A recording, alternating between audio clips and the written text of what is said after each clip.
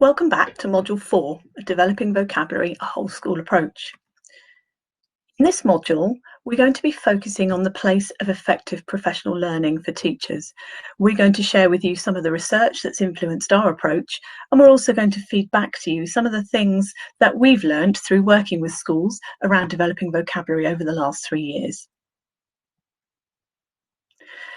It's really important, I think, to understand and to recognise that whole school change, whole school development, and tackling an issue as resistant to change as vocabulary really does need attending to key vocabulary and key learning research in terms of professional development.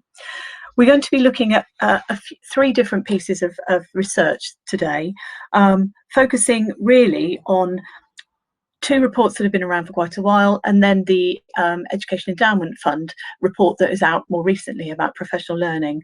So we're going to be talking about the Developing Great Teaching report from the Teacher Development Trust, and also some further work by the Curie Foundation, and then the EEF guidance that I mentioned before. We're going to kick off by having a look at the EEF guidance, the toolkit they've put together around effective implementation approaches. So you can see here, these are the 6 recommendations from the Education Endowment report into implementation guidance. The first 2 are largely cultural, really. If you look at them, we're talking about how, as a leadership team, as a leader, you characterise and think about the implementation of new initiatives. The idea that it's a process, not an event. I hope that's really clear from what we've already talked about, that that's the approach we've been taking. And very much thinking about what the leadership environment is like within your school. Is it conducive to change? Are staff on board? Do people expect to be looking to the next thing that's going to make a really big difference in their practice? I think when you look at recommendations 3 through to recommendation 6, hopefully you'll see some of the key messages that we've been sharing echoed within them. And I'm just going to say a little bit more about some of these because I think it's a really helpful way of thinking about it. If you look at number 3, defining the problem you want to solve and thinking about appropriate programs or practices to implement. We talked about this a little bit in module 2, the absolutely fundamental importance of being really clear about what it is within your school setting that you're attempting to address. Also, the importance of undertaking activity to find that out, not just guessing. I mean, that subjective, more anecdotal information is really important. But particularly when you're thinking about something like vocabulary, you need to really look. You know, is it the children who you think it is that are struggling with vocabulary, or are there other children? Actually, what are the types of struggles that children are having with vocabulary? It was very interesting in some of our schools, particularly when looking at the single word assessment tool that I shared with you in module 2. Sometimes they were really quite surprised by words that children didn't know and children that didn't know particular words, if you see what I mean. So finding out is absolutely fundamental, scoping out the issue. Looking at recommendation 4, we've talked a little bit about implementation plans, action planning, thinking about preparing to deliver. I think they talk about some really interesting things in the report. I'll just pick a few key other ideas. They talk about specifying the active ingredients of the intervention clearly. Where do you want to be tight and where do you want to be loose? So that's something that a lot of our schools have really had to think about. Do we just share the information and then ask people to have a go? Or do we actually say, we want you to approach it in this way and to do it at this time and to use these resources? What's the sort of combination that's going to work best for your community? And we've found very, very different approaches from schools that have worked equally well. I think the issue about where do you want consistency is really key. It's really important to allow for innovation. And you can hear from the teachers who were talking earlier that the level of innovation. But on the other hand, what we're trying to do here is to develop a systematic and coherent approach that will go some way towards narrowing that gap. And that's only going to happen if children do get a level of consistency within classes, across classes, and over time. They also talk within recommendation 4 about the idea of having a multi-stranded package of implementation. I think that's really important. I've talked to you about the 2 strands that we've asked schools to attend to: direct teaching, in creating a language-rich environment. But I think you can also see from the examples we've shared how teachers have woven that into other strands of development across the school. EEF also allude here to being very, very clear about the implementation outcomes. You know, what is it that you want to achieve? Can you articulate that? Can you quantify that? And then can you actually be really robust in your monitoring towards those outcomes? Not so rigorously that you can't take a different path if required, but you do need to know if you're starting to make a difference. An example of this was a school that we were working with who thought it was going brilliantly, but then did a little bit of assessment using the single word assessment, had some lesson observation. In fact, I came in to support them with that. And what they realised was that actually there was a large group of children within the class that were not accessing the learning. They were doing too many words, they were doing them too fast, and they were being persuaded it was effective by the engagement of the other children in the class. So that enabled them to change tack, change their approach, and be much more successful in the long run. I think they also talk in EEF about the idea of being really clear about the degree to which the school is ready to implement the innovation. You know, where are you? What else is going on? How big can this be? Do you need to start small? One of the things that the schools we've worked with found was that to make it more manageable, tying vocabulary development very clearly to another priority in the development plan made it work. So often what happened was that the innovation they were doing in terms of vocabulary teaching became the delivery vehicle for achieving some of their other priorities. For example, thinking about schools where they needed to address spelling.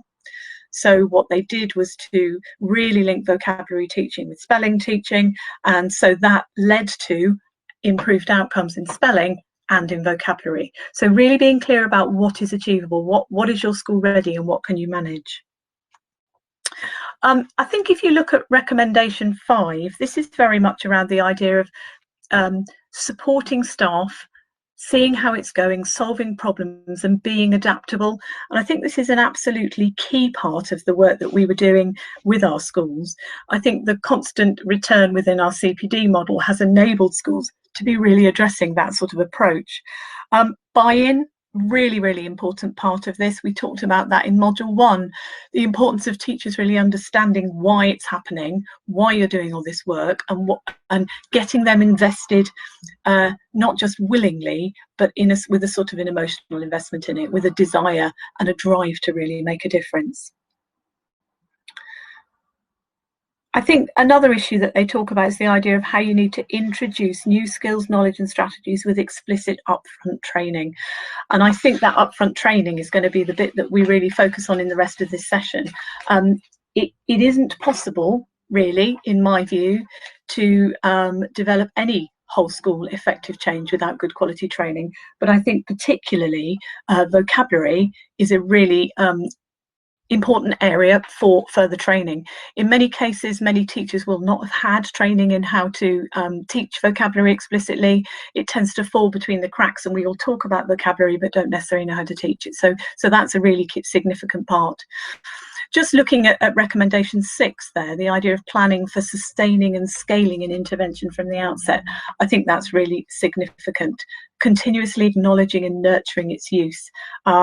It was really gratifying to us when we went back to Ian and Amy and asked them if they would talk on video for us about their approaches, that 3, or in Amy's case 4 years later, they were still learning, the approach was still developing, and it hadn't just been lost and sort of got washed away with the next major initiative. So I think that's a really important thing to think about. You will not significantly change vocabulary in 1 year. You really have to be building in for the long term. So let's have a little think about some other aspects of the EEF report. This really, I think, leads us into what I'm going to talk about in the rest of the session, which is about the quality of CPD. So here we can see the EF talk about the benefit of high quality upfront training, so that teachers can develop an understanding of the theory and the rationale behind the approach and have the necessary skills and knowledge and strategies. Willingness alone is not enough. Teachers need to be able to thoroughly understand what they're doing in order to be able to teach vocabulary effectively. So just touching on a couple of other bits of research that I said we would. This comes from primarily the Developing Great Teaching report from 2015 from the Teacher Development Trust, which is really, really well worth a look. The Teacher Development Trust do some fantastic, long, sustained, deep work with schools around curriculum development and learning. So if you haven't checked out their stuff, I'd strongly recommend it. We particularly were drawn to this idea of what makes a difference that came from their research, which is that what makes a difference is sustained, iterative, aligned combinations of evidence-rich activities. Now, that's a bit of a mouthful, but I think it really captures what a sustained and significant piece of CPD, they call it CPDL with learning at the end, needs to involve. So a couple of things to pull out. The focus on aspirations for learners and students, that's right at the heart of it. Everybody's conversation is not about what we're doing as teachers, but what impact it's having on children and on learners. How will this approach impact the learners? What have I noticed about this approach on learners? What am I seeing that they still need to develop? Has to be at the heart of the conversation. Leadership modelling of professional learning, well, you're on this now, so you're probably very much doing that, but that's absolutely key. This needs to be a whole school approach. So we need leaders at every stage to be participating and driving this approach, perhaps getting out into classrooms and trying some of the ideas themselves. They talk in the Teacher Development Trust about professional learning tools. What they really mean there are things like the different approaches we can take for CPD, mentoring, coaching, lesson study, peer observation, really thinking about how those CPD tools can be linked into our plan and our development, what's going to make the biggest difference. And we certainly found that some of those models like lesson study, not lesson observation, and peer observation were really powerful. And that idea that teachers need to continuously be learning, building additional reading in for teachers to look at, and we include some of those within our CPD product. Still looking at that same idea of sustained, iterative, aligned combinations, the access to specialist expertise. Now, this was one of the things that we were really grappling with, because obviously our role is to be that specialist expertise. What we wanted was to be able to scale that, which is where we came to when we produced the CPD materials. And I think if you cannot have that face-to-face from an expert, the next best thing is to have those resources, something like those resources put together so that you can access that expertise in another way. It is important that we don't just work within our own bubble, that we hear what other people have to say, that we access a wider viewpoint, particularly from those people who've really spent a lot of time researching. Peer-supported dialogue with regard to learner responses, that's very much what I was talking about earlier about that learner focus. Because within our approach we had at least six CPD sessions that schools worked through, each time they came back to a module, they were reflecting on what had gone before, sharing practice and having that opportunity for that dialogue. I noticed this with this child and this really worked with them, and that enabled that to build over time, which is really important. This is an interesting one. I think the exploration of disruptions, assumptions and beliefs. I think that one's been really significant in many schools when it comes to working with the wide range of adults within the school, really trying to change that mindset about children's vocabulary, what they're capable of, what they're able to achieve. I think it comes to the fore, particularly in our work in vocabulary around the creating a language-rich culture, where we see that in some schools there has been a tendency to dumb down language for some children. And that was a real assumption that needed to be challenged, and challenging that had a really big impact in some cases. And this idea of developing practice and theory alongside, I think that we were really aiming for that with our professional development materials, so that you learn a little bit from the theory, you hear the theory, then you go away and you try some of that out, and then you come back and reflect on that, maybe look at a bit more learning, then you adapt your practice, then you go back and you try something else out. And that approach has been really effective for us.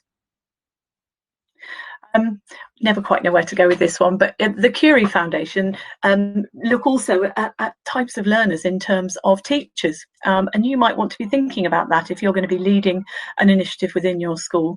You know, we've got the three perhaps different types of learners that Curie have identified there. I'm not going to say very much about them, you'll know your staff, but it is worth really thinking before you start about how you would tackle and what strategies you might use for those different types of learners. An example of, not exactly this, but an example from one of the schools that we were working with was the leader decided, having the first expectation that was set up was that teachers set up a consistent vocabulary area within their classrooms. Quite quickly then she arranged for a learning walk where she went around and had a look at all of the classrooms, and very quickly there she could get a sense of who are those people, perhaps the skilled disappearers who you might not have thought were an issue, but when she went into their classroom she could see they hadn't really got going. They put a heading up, but they hadn't done anything more. Interestingly, she was also able to really pick up those natural enthusiast teachers who just took it, ran with it, and had some amazing ideas. Just to move on now to think a little bit about our CPD materials, and the purpose of this is not a sort of a sell, but just wanted to share with you what we've put together. As I mentioned, it's got 6 parts to it, 6 sessions, and these are the sessions. So we move through some things that you will recognise and be familiar with, finding out what people's need. Then we look at direct instruction. Which words do you choose? And why? So that really gets into the tiers of words, thinking about the different places you might go and how you might actually select those words. We look then in session 3 at teaching individual words. What are the features of effective vocabulary teaching? And that session is absolutely full of links and ideas to really fantastic strategies from people like Isabel Beck's menu of instructional activities, which teachers found so useful. We then carry on with direct teaching and look at word learning strategies. So this is where we're teaching children strategies to work out the meaning of words for themselves. So that's looking at morphology, particularly parts of words, and also we look at dictionary use in that session. Then finally, we move on in session 5 to the focus on clarifying and reading, which Amy talked a lot about. So this again is teaching children how to work words out when they come across them, particularly in their reading. And the last session tries to draw together that language-rich culture approach, looks at the ways in which we can make sure that our language cultures are really, really rich, looks at things like reading to children, modelling effective language use, playing games, that sort of thing. So that's just a quick overview of what we worked on with teachers and what's available now if you're interested. I just wanted to share some of the feedback that we had about the resources. I'm not going to read these all out to you. You're perfectly capable to read them themselves. But I think just a couple of points to draw out from this. What teachers have fed back to us is that they liked the way that the CPD sessions enabled them to try out some of the ideas and activities so that they could then go back the next day and put that into practice in their classroom. So as well as focusing on the sort of the theoretical and the research and the principles, each session had really good takeaway activities. You can go back the next day, try that out and begin to get that feedback from your learners. They were quite good fun, which is always a good thing. And we were really pleased to hear that many of the leaders who led this fed back to us that teachers were inspired by the CPD, and it meant that it kept the project alive and enabled them to keep a real momentum going within their schools.